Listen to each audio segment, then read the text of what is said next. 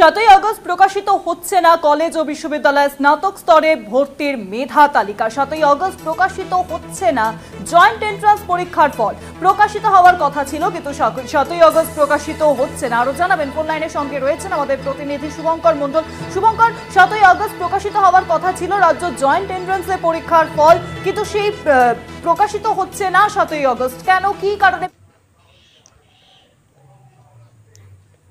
দেখো, তোমরা প্রত্যেকে নিউজটা শোনার পর প্রত্যেকে কিন্তু একটু অবাক হয়েছো, যে কারণ হঠাৎ করে কেন পোস্টপোন করা হলো ডব্লিউবিজি রেজাল্ট। শুধুমাত্র ডব্লিউবিজি রেজাল্ট না, ডব্লিউবিজি সংক্রান্ত যে সমস্ত পরীক্ষা, অর্থাৎ জেনপাস ইউজি বলো, এএনএম জেএনএম বলো, জেকা বলো, যে সমস্ত পরীক্ষাগুলো ডব্লিউবিজি বোর্ডের তরফ থেকে নয়, সমস্ত পরীক্ষাগুলোকে কিন্তু পোস্টপোন করা হয়েছে।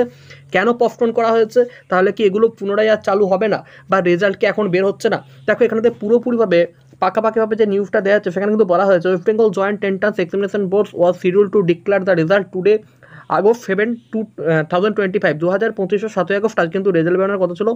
However several media platform are now reporting that the result have been posted for then 1 lakh candidate. ঠিক আছে, প্রায় 1 লাখের উপরে ছাত্রছাত্রীর রেজাল্ট কিন্তু পোস্টপোন করে দেওয়া হয়েছে।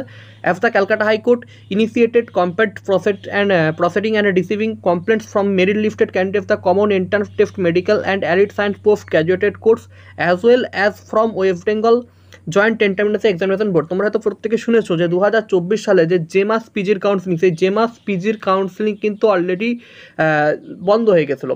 ওবিসি মামলাকে কেন্দ্র করে সেটা পুরোপুরি বন্ধ ছিল, এবং সেটার জন্যই কিন্তু আজকে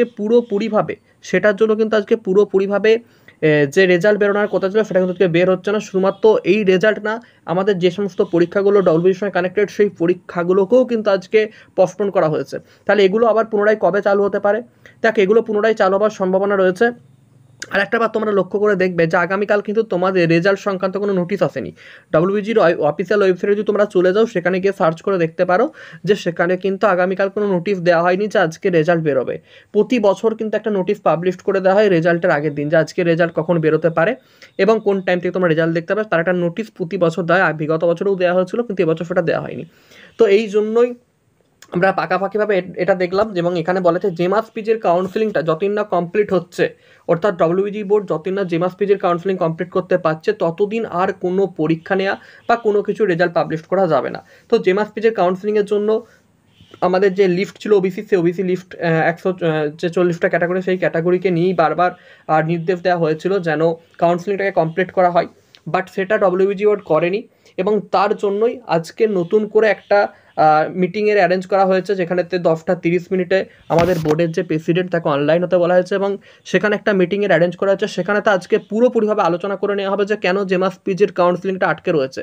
এই জেমাস পিজির কাউন্সিলিংটা পুরোপুরিভাবে কমপ্লিট করতে হবে, এবং জেমাস পিজির কাউন্সিলিং যতক্ষণ না কমপ্লিট হচ্ছে, তাতে 1 মাস লাগুক বা 1.5 মাস লাগুক, এই কাউন্সিলিং প্রক্রিয়া কমপ্লিট হবে। তারপরেই কিন্তু রেজাল্ট বেরোবে। অথবা এটাও হতে পারে যে জেমাস পিজির কেন কাউন্সিলিং আটকাচ্ছে, এবং সেই কাউন্সিলিং চলাকালীনই রেজাল্ট বেরোতে পারে এবং অন্যান্য ফর্ম ফিল আপগুলো শুরু হতে পারে। বাট পুরোপুরিভাবে আজকে একটা ফাইনাল ডিসিশন হতে চলেছে, এবং আজকের পরই জানা যাবে যে বাকি সমস্ত পরীক্ষা কখন হতে চলেছে এবং কখন তোমাদের রেজাল্ট বেরোতে চলেছে। যদি 2-3 দিন রেজাল্ট বেরোয়, 2-3 দিন পরে যদি রেজাল্ট বেরোয়, তাহলে তোমরা তার আগের দিন ঠিক নোটিশ পেয়ে যাবে। বাট আজকে কিন্তু রেজাল্ট বেরোচ্ছে না, এবং বাকি যে সমস্ত পরীক্ষাগুলো বোর্ডের তরফ থেকে নেওয়া হয়ে থাকে সেগুলোকে কিন্তু বাতিল করা হয়েছে।